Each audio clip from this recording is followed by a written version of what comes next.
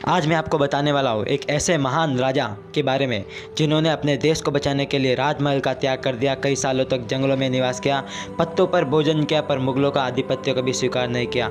जी हाँ, आप बिल्कुल सही सुन रहे हो, मैं बात कर रहा हूँ वीर शिरोमणि महाराणा प्रताप के बारे में।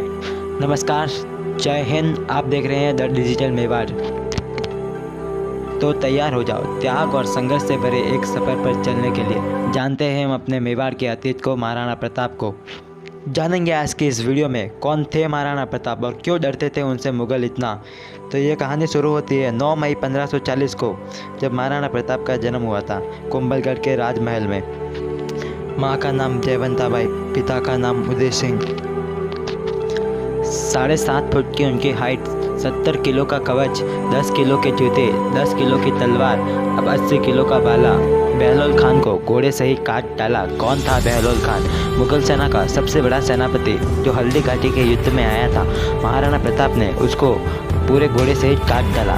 सोचो कितनी ताकत रही होगी महाराणा प्रताप में, जिसने आदमी सहित पूरे घोड़े को एक ही बार में काट डाला।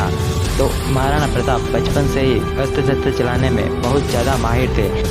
धनुर्विद्या और तलवारबाजी को अपने बचपन में ही सीख लिया था।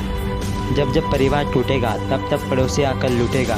यही हुआ महाराणा प्रताप के साथ। अकबर ने आमेर के राजा को अपने साथ ले लिया, टोडरमल को अपने साथ ले लिया, जय सिंह को अपने साथ मिला दिया। उसने राजपूतों में ही आपस में फूट डलवा दिए। अकबर बहुत चालाक था, वो जानता था अगर राजपूत साथ में रहे तो उन्हें हराना बहुत ज़्यादा मुश्किल हो जाएगा। महाराणा प्रताप ने भी हार नहीं मानी। वे जंगलों में रहे, बिलों के साथ मिलकर एक बहुत बड़ी सेना बनाने में जी जान से जुट गए। अकबर से लोहा लेने के लिए उन्होंने भी तैयारियाँ चालू कर दी थी। अकबर जो मेवाड़ को कभी जीत नहीं पाया, मेवाड़ को छोड़ के उसने पूरे हिंदुस्तान को जीत लिया था, क्योंकि मेवाड़ में महाराणा प्रताप डटे रहे। अकबर ने कई लोगों को भेजा। उन्होंने टोडरमल को भेजा, उन्होंने राजा मान सिंह को भेजा, उन्होंने भगवान दास को भेजा कि जाओ भाई तुम जाकर महाराणा प्रताप को समझाओ कि हमारा आधिपत्य स्वीकार कर दे।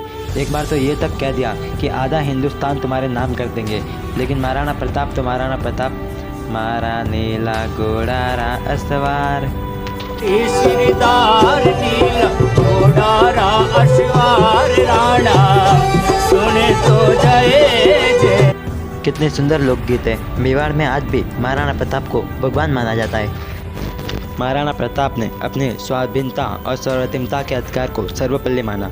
अपने दृढ़ निश्चय का परिणाम प्रताप अच्छी तरह से जानते थे। वे बिलों के साथ मिलकर रहे, सेना बनाने के काम में जी जान से जुट गए।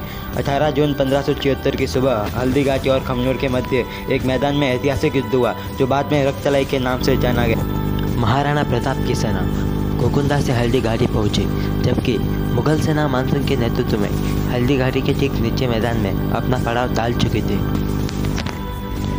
आखिर वह घड़ी आ गई जब दोनों सेनाएं आमने सामने खड़ी थी। 80,000 के सैनिक थे अकबर की सेना में और मात्र 15,000 सैनिक थे महाराणा प्रताप की सेना में। लेकिन महाराणा प्रताप की सेना में किसी ने भी हार नहीं मानी। उनके एक एक सैनिक ने इतना ज़बरदस्त पराक्रम दिखाया युद्ध में कि मुगलों के चक्के छूट गए और महाराणा प्रताप की सेना इतने जोश के साथ युद्ध लड़ी। महाराणा प्रताप की भील सेना, जिसका नेतृत्व कर रहे हैं राणा पुंजा, ने इस युद्ध में सबसे ज़्यादा अहम भूमिका निभाई थी। उन्होंने गुरिल्ला पद्धति से युद्ध लड़ते हुए पर्वत के ऊपर से तीरंदाजी करना शुरू कर दिया और उनके छोड़े गए एक एक तीर ने मुगलों के होश ठिकाने लगा दिए। हजारों की तादाद में मुगल मारे गए। पता नहीं चल रहा था कि कौन इस युद्ध में जीतेगा और कौन हारेगा। चारों तरफ हाहाकार मच गया। सिर्फ घोड़ों की टापों की आवाज़ और हाथी के चिंगारने की आवाज़ और तलवारों की आवाज़ पूरे अरावली में गूंज उठी।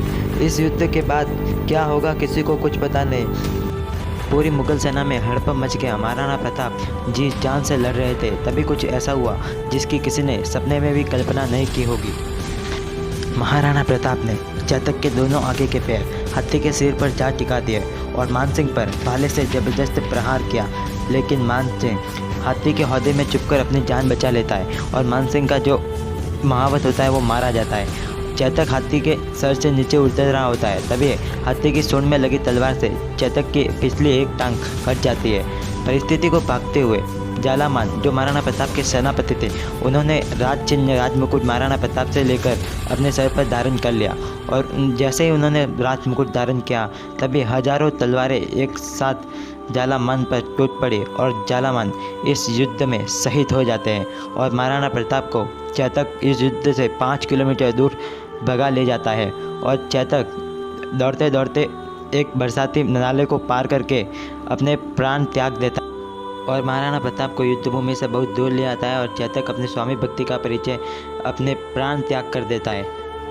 इस युद्ध के बाद उनके जीवन में बहुत गहरा प्रभाव पड़ा। उन्होंने प्रतिज्ञा ली कि जब तक वे अकबर से अपने सारे क्षेत्र वापस नहीं ले लेते तब तक वे राजमहल में प्रवेश नहीं करेंगे और उन्होंने पुनः जंगल में रहना स्वीकार किया और पत्तों पर भोजन किया और भीलों और भामाशाहों के साथ मिलकर एक नई सेना बनाई और पुनः जुट गए अपने क्षेत्र को वापस लेने में। सबसे पहले उन्होंने दिवेर पर चढ़ाई की और उसके बाद कुंभलगढ़ को भी जीत लिया और अकबर से एक एक करके अपने सारे क्षेत्र वापस ले लिए। सिर्फ चित्तौड़ को छोड़कर उन्होंने पूरे मेवाड़ को पुनः जीत लिया। महाराणा प्रताप ने कभी भी हार नहीं मानी थी। उन्होंने जिंदगी भर संघर्ष किया और चावन को अपनी तीसरी राजधानी बनाया। प्रताप ने अपने स्वाभिमान को कभी झुकने नहीं दिया। 19 जनवरी 1597 को उन्होंने इस दुनिया को अलविदा कह दिया। मात्र 57 वर्ष की आयु में उन्होंने अपने प्राण त्याग दिए। उन्होंने अपने स्वाभिमान को कभी इन मुगलों के सामने झुकने नहीं दिया। उन्होंने मुगलों की गुलामी कभी स्वीकार नहीं की। वे अपने धर्म के लिए लड़े, अपने स्वाभिमान के लिए लड़े, अपने देश के लिए लड़े। उन्होंने भारत माता को गुलामी की जंजीर से आज़ादी दिला दी। प्रताप की मृत्यु पर अकबर ने भी आंसू बहाए। कहा, राजा तो बहुत देखे लेकिन तुझसा स्वाभिमानी आज तक नहीं देखा। दोस्तों, ये गौरव गाथा है हिंदुआ सूरज कहलाने वाले वीर शिरोमणि महाराणा प्रताप की, जिन्होंने अपने ज़िंदगी भर संघर्ष किया था लेकिन मुगलों के आगे अपने स्वाभिमान को कभी झुकने नहीं दिया। उन्होंने भारत माता को मुगलों की गुलामी से आज़ादी दिला दी थी।